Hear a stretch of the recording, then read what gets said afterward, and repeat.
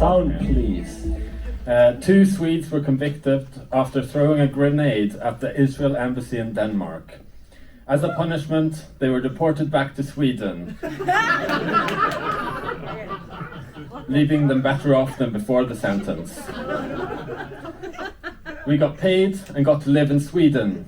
Crime really does pay off, they said. Trump commented, "It's a disgrace. Cushy prison sentences should be reserved for billionaires and pedophiles." We got a comment from Ghislaine Maxwell who said, "They should have gone to jail. The champagne here is amazing." Sweden's new immigration rule, don't get too old. Sweden continues to send young people back to their home countries. People are shocked. These are the people keeping the country alive and not committing crimes. Meanwhile, I remain safe in Sweden, not because I'm Swedish, but because I'm older than 12 years old. First, they sent home healthcare workers. Now maybe my little brother is next. But it's okay, I don't even like him. Psych, just kidding. I don't even have a little brother, as far as I know. Migration officials say the system is complex, which in Sweden means it makes no sense, but we're sticking to it. The logic is simple. Save lives or be in puberty, get deported. Do stand-up comedy, permanent residence. Healthcare workers are told they don't meet the requirements. I do, because my job has never helped society in any measurable way. So I survived turning 12, now I just have to avoid becoming impressive. Scientists issue an urgent report urging NASA to set reproductive health standards for space. A scientist comments, "Humans are facing a lot of problems right now, but none bigger than sex in space." We already had 3 incidents of penises stuck in airlocks.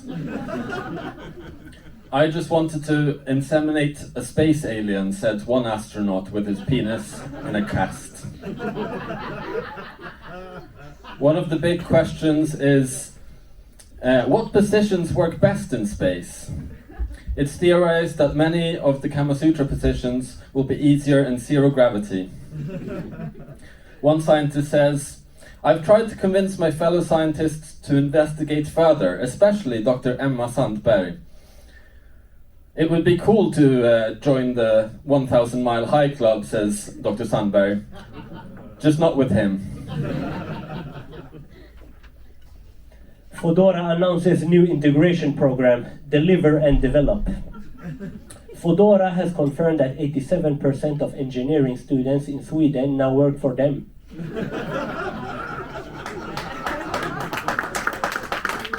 The other 13% are still waiting for their bike.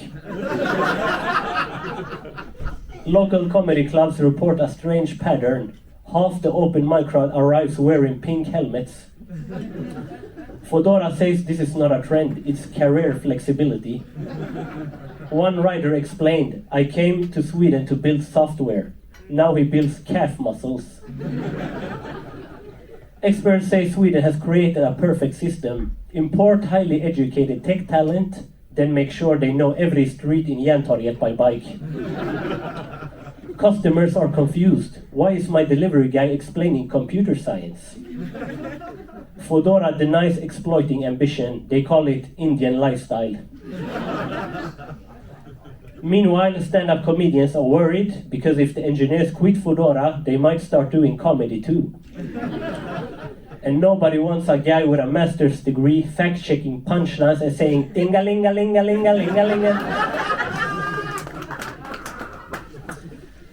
Elon Musk's Grok AI was used for nudification of unconsenting women. The AI was used to generate images of women without their clothes. One commenter said, "It's a disgrace. Back in my day, you had to Photoshop women's heads onto porn stars' bodies. This generation has it way too easy." Elon Musk, who looks like his romantic relations are with an advanced sex robot, i.e. a flashlight taped to his Roomba,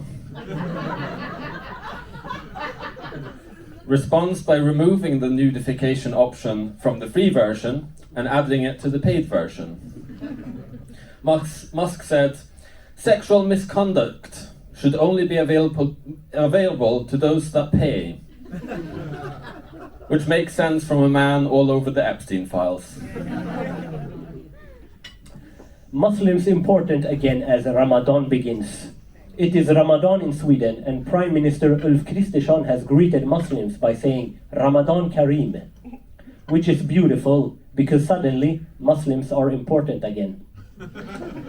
For 11 months of the year, the debate is integration, requirements, stricter rules. Then Ramadan starts and it's Ramadan Kareem, my brothers and sisters. Political scientists call this seasonal inclusion.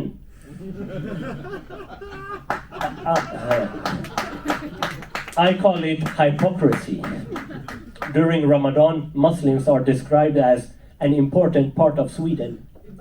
After Ramadan, they go back to being a complex issue because the Palestinian Coca-Cola won't sell so good at ICA.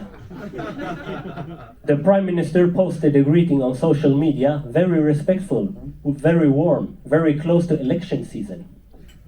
Experts confirm in Sweden, faith lasts 30 days. Policy lasts longer. More greetings are expected next month, depending on the polls. And that was the evening news, ladies and gentlemen. Thank you for your attendance.